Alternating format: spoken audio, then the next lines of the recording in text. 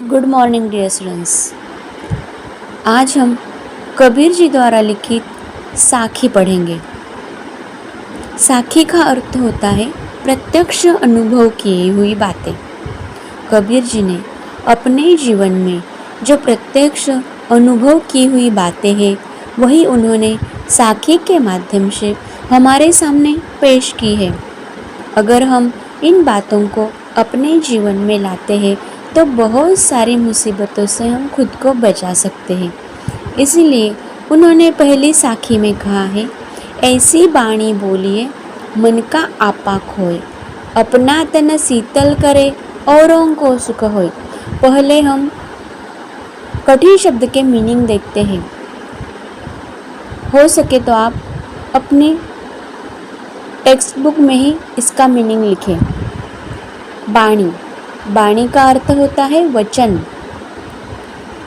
ऐसी बाणी बोलिए, मन का आपा, आपा का अर्थ होता है अहंकार। अपना तन शीतल, शीतल का अर्थ लिखेंगे ठंडा। औरन को सुख होए।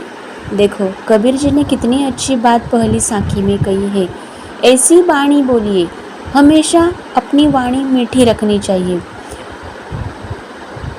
ऐसी बाणी बोलिए मन का आपा खोई, अपना तन शीतल करे औरों को सुख होई। हमेशा बोलते समय मीठी वाणी से बात करें, मीठे शब्दों से बात करें, मधुर वाणी से बात करें। अगर हम लोग किसी से अहंकार भरी बातें करते हैं तो उन्हें भी बुरा लगता है और हमें भी बुरा लगता है।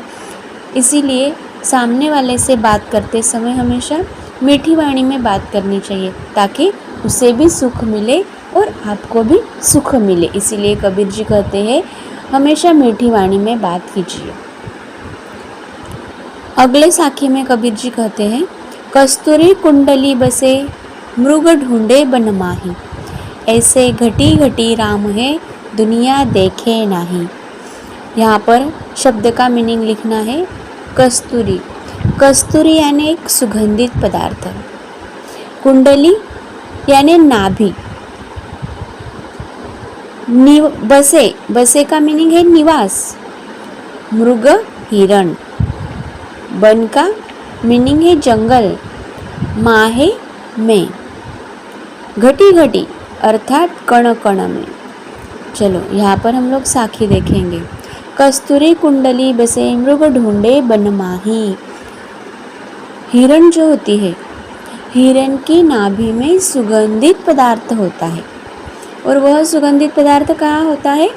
उसकी नाभि में होता है। लेकिन उसे पता ही नहीं है यह बात कि उसकी नाभि में सुगंधित पदार्थ है। वह उसे ढूंढने के लिए पूरे जंगल में घूमती है, लेकिन वह किसके पास है? उसके खुद के पास है। उसी तरह से राम कण कण में बसे हैं, भगवान कण कण में बसे हैं, लेकिन हम उन्हें कहाँ ढूंढ रहे हैं? हम उन्हें मंदिर में, मस्जिद में, गुरुद्वारा में, चर्च में ढूंढ रहे हैं। लेकिन कबीर जी कहते हैं राम तो हमारे अंदर ही बसे हैं, भगवान तो हमारे इर्द गिर्द कण कण में बसे हैं।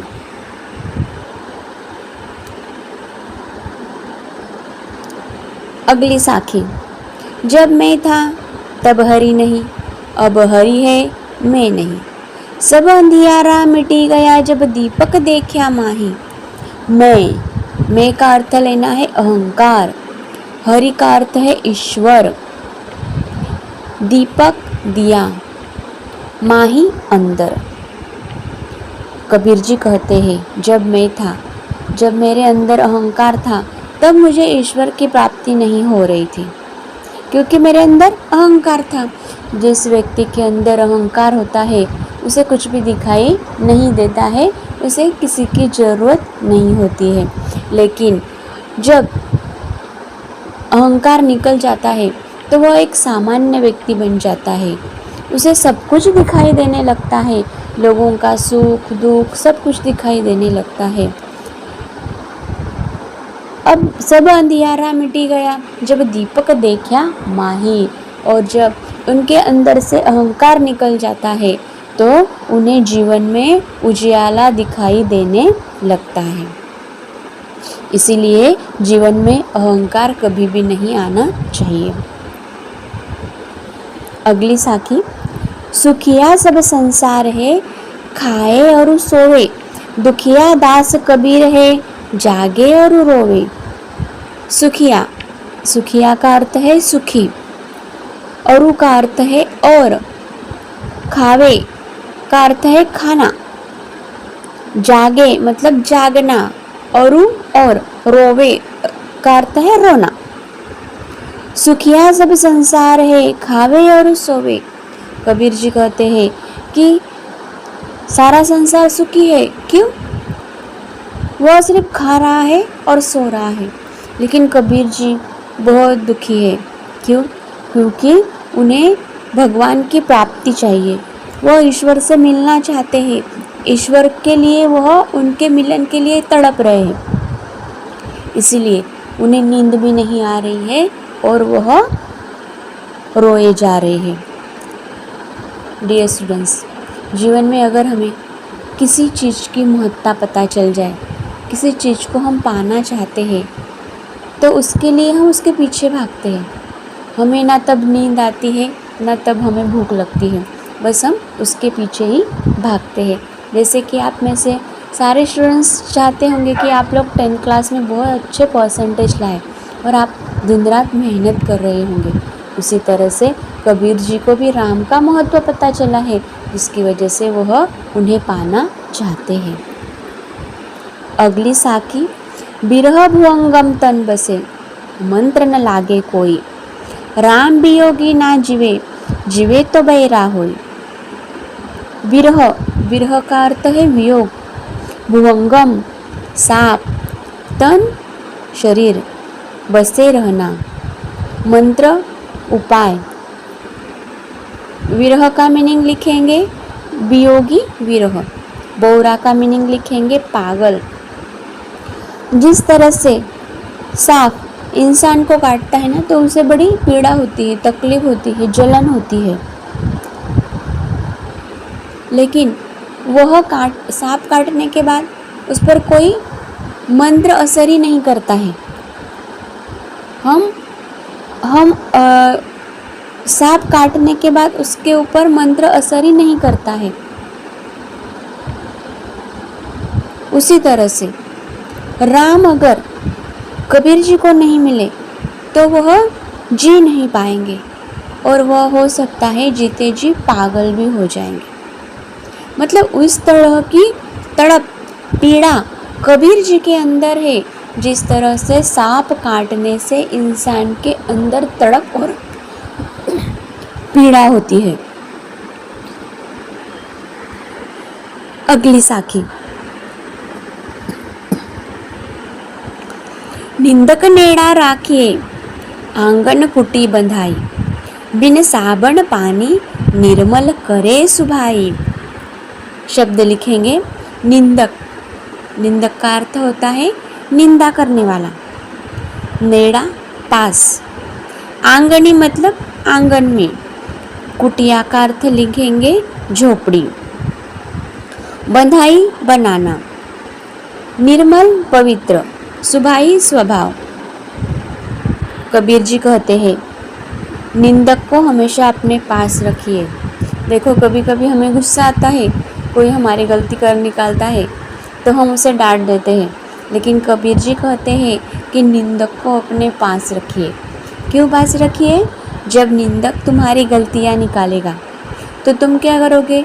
उन गलतियों को सुधारोगे, मतलब आप में क्या होगा? इम्प्रूवमेंट होगा।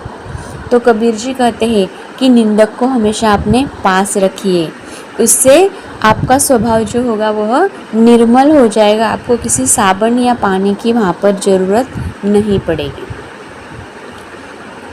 ओके, अगली साखी, पोथी पड़ी पड़ी जगमुआ, पंडित भया न कोई, एके अशीर पीऊ का पड़े सुपंडित होई। मुआ पंडित ज्ञानी, अशीर अक्षर, पीऊ ईश्वर, सु वह। कबीर जी कहते हैं सिर्फ किताबें पढ़ने से कोई ज्ञानी नहीं बनता, किताबें पढ़ने से कोई ज्ञानी नहीं पढ़ता। सच्चा ज्ञानी कौन है? सच्चा ज्ञानी वही है जिसे ईश्वर के बारे में पता हो, जिसे प्रेम के बारे में पता हो। वही कबीर की नज़रों में सच्चा ज्ञानी है। पढ़ लिख लिए लेकिन आपके अंदर किसी के प्रति आदर ही नहीं है, प्रेम ही नहीं है, रिस्पेक्ट नहीं है, तो आपका पढ़ना बेकार है। कबीर के अनुसार सच्चा ज्ञानी वही है जो ईश्वर को मानता हो, जो दूसरों के दुखों को समझता हो, दूसरों की पीड़ा को समझता हो, लोगों को प्रेम देना जानता हो। वही सच्चा ज्ञानी और पंडित कबीर जी के अनुसार। अगली साखी में कबीर जी कहते हैं, हम घर जाल्या आपना लिया मुराड़ा हाथी, अब घर जाल्या तास का जो चले हमारे साथी। कबीर जी कहते हैं कि मैंने समाज के लिए अपना घर संसार त्याग दिया है। समाज में कुछ अच्छा करने के लिए मैंने अपना घर संसार त्याग दिया है, और जो मेरे साथ चलना चाहते हैं उन्हें भी मैं अपने